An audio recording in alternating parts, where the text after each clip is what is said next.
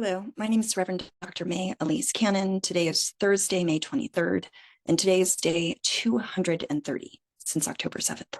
In the U.S., House Speaker Mike Johnson is expected to clarify a pending invitation that was extended to Prime Minister Netanyahu to speak at a joint session of Congress on Israeli Embassy Independence Day, or at the Israeli Embassy Independence Day celebration.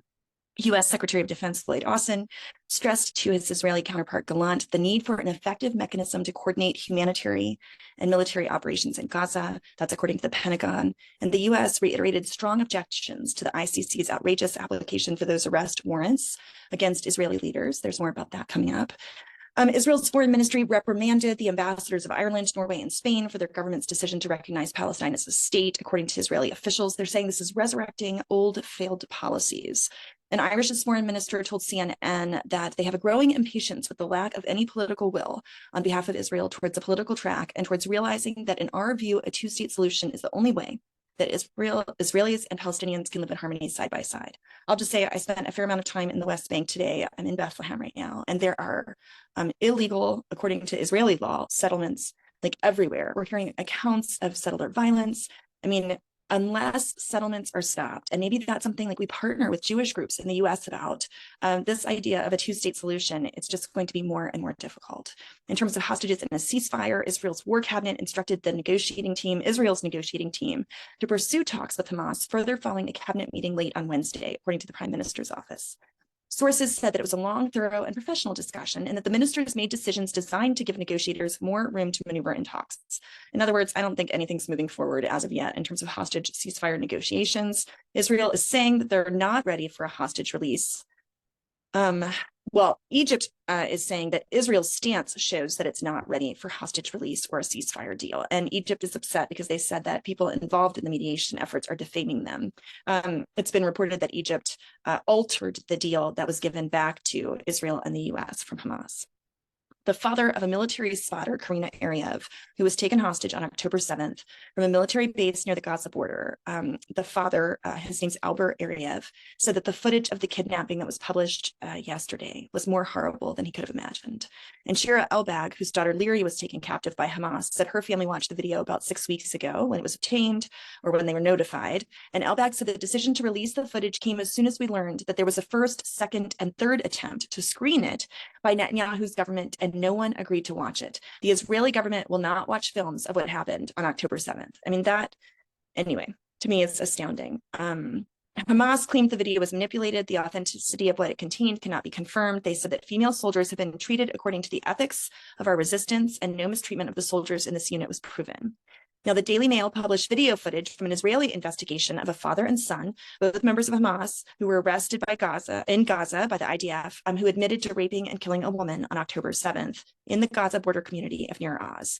It's important to note that the Associated Press came out with an article yesterday, an important article. It was called "How Two Debunked Accounts of Sexual Violence on October 7th Fueled a Global Dispute Over the Israel-Hamas War." I'd encourage you to read that article. It's a hard read, but from what I gather, and I've read many, many articles on this and reports, almost the majority of sources I read don't deny that rape did happen. The US, the UN, even human rights groups, Israel, of course, that rape happened on October 7th. There seems to be a debate about the degree. Was it systematic? From what I have read, I'm not seeing overwhelming evidence that it was systematic, but there's a question of how much it happened. And honestly, you know, the horrors that took place that day are no less horrific if it happened one time or 100 times. Prime Minister Netanyahu received 4 different warning documents from military intelligence between March and July of 2023, which IDF said in response to a Freedom of Information request illustrates how Israel's enemy in general viewed the damage to the cohesion of the state of Israel and the IDF in particular. So it sounds like there were warnings before October 7th happened. Netanyahu responded that the documents did not refer to Hamas's intent to strike from within Gaza, and that Hamas was looking for calm in the area. In November, Haaretz reported that the head of the research division of military intelligence personally warned Netanyahu in 2 separate letters that the socio-political crisis caused by his government's attempt to overhaul the judiciary was encouraging Iran, Hezbollah, and Hamas to risk action against the country, even simultaneously.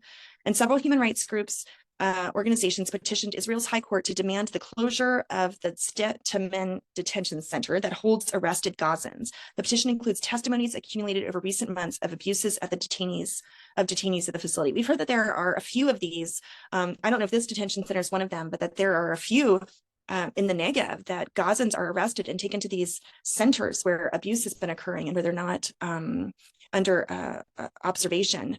And so I don't know the specifics of this detention center. Israel agreed to perform an autopsy on the body of Dr. Adnan Albersh, who's a senior physician from the Gaza Strip, who died last month while detained at Ofer prison in the presence of a doctor representing the family. The police informed the Jerusalem Magistrate Court today. And in a visit of IDF's Northern Command, Netanyahu said that Israel has detailed important and even surprising plans for the northern front with Hezbollah, which are meant to bring security back to the north and return residents safely to their homes. The Lord willing, that will not be further escalation of the northern front in terms of Hezbollah and Israel. An IDF investigation found that Israeli forces fired at a UN vehicle in the Rafah area last Monday, which led to the death of a UN aid worker, an Indian national who worked for the UN Safety and Security Division. Another UN worker, a Indian national, was wounded in the incident. The investigation found that the aid workers were driving on a road where travel was prohibited without prior coordination with the IDF. Israeli forces claimed that they were accompanied by an armed individual, but the probe concluded the vehicle came under attack multiple times, contrary to protocols that mandate extra caution in incidents involving humanitarian aid workers, even if armed individuals accompany them. All EU donors have resumed funding of UNRWA, according to the EU Foreign Policy Chief. And the UN Special Rapporteur on Torture said that she received allegations of Gazan detainees in Israeli holding facilities being beaten, kept in cells blindfolded and handcuffed for long periods of time, and called on Israel to investigate the accusation. The death tolls in Gaza have now surpassed 35,000. There are 35,800 Palestinians killed, and the wounded is more than 80,000. 80,011 are the numbers that were reported in Haaretz today. The ICJ at The Hague is set to deliver its decision on those measures that were proposed by South Africa related to Rafah, and South Africa asked the court to order Israel to withdraw, to take measures to ensure unimpeded access for the UN. We've talked about that previously. Senior Israeli officials are concerned that the court, which a few months ago compelled Israel to increase the flow of humanitarian aid to Gaza, but it did not issue in order to stop the war, may take a hardline position this time, with any refusal potentially exposing it to international sanctions. When asked whether Israel would comply with an ICJ ruling against the war, the Israeli government said, the spokesperson said, no power on earth will stop Israel from protecting its citizens and going after Hamas in Gaza. In the West Bank, the Ministry of Health in Ramallah said that Israel's two-day operation in Jenin, that's a northern city in the West Bank, left 12 Palestinians dead and 25 wounded. This is the West Bank we're talking about. In Lebanon, there have been continued escalations. Israel said 30 rockets were fired in a barrage from Lebanon. The IDF confirmed that it killed a Hezbollah official responsible for weapons production, and that there were two Hezbollah members were killed, and several students that were in a bus passing by were also wounded in that attack. Pro-Palestinian activists were occupying rooms at Humboldt University in Berlin. So campus activities have increased not only in the US, but in other parts of the world. And something crazy is happening in US Congress. Now, don't get me wrong, crazy things happen there all the time, but this is really crazy. New legislation is being discussed and referred to a committee in the House. On May 17th, legislation was introduced and referred to the House Committee on Veterans Affairs. It was co-sponsored by two Republicans. It's called HR 8445. Listen to what this does. It aims to make a series of amendment programs that ordinarily are only available to members of the U.S. military. So these are veterans benefits, okay? Service members, I'm not going to go through all the details, but the amendments would do something unprecedented. They would extend programs that normally only American citizens get who serve in U.S. armed services.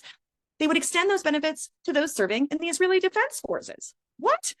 Anyway, it's at the early stages, but I just wanted to let you know that. That is insane. That is absolutely insane. We have had some really inspiring meetings here on the ground, and I just want to tell you about one, Combatants for Peace. These are Israelis and Palestinians who've agreed to lay down their arms. They're an amazing, amazing group. They're talking about what can we do that's different and new. I mean, they have not given up hope.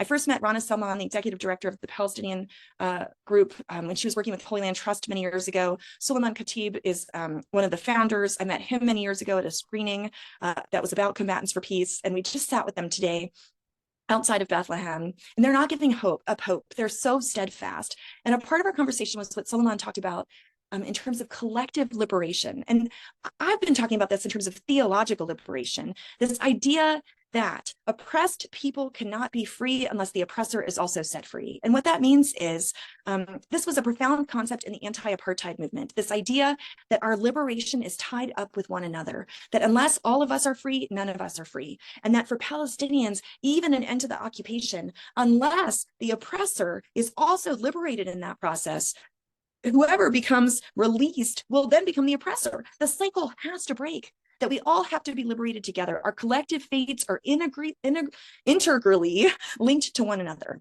If only more people believed that to be true. Mother Teresa said it a little bit differently. She said, the reason that we have no peace is because we have forgotten that we belong to one another.